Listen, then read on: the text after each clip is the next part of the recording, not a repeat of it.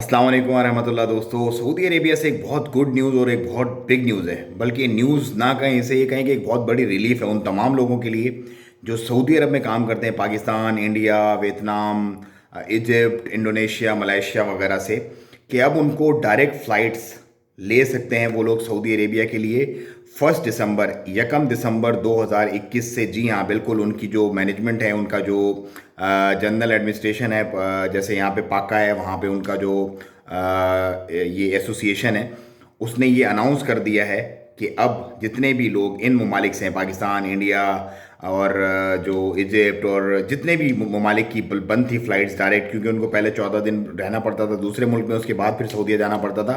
वो लोग अब डायरेक्ट फ़्लाइट ले सकते हैं सऊदी अरेबिया के। जी हाँ, तो भाइयों, तैयारी पकड़ो। जितने भी लोग इंतज़ार में बैठे हुए थे, महंगे टिकट, महंगे क्वारंटीना से, अब वो डायरेक्ट जा सकते हैं सऊदी अरेबिया अपने बच्चों के रिस्क के लिए। अस्सलाम वालेकुम वरहमतुल्लाह।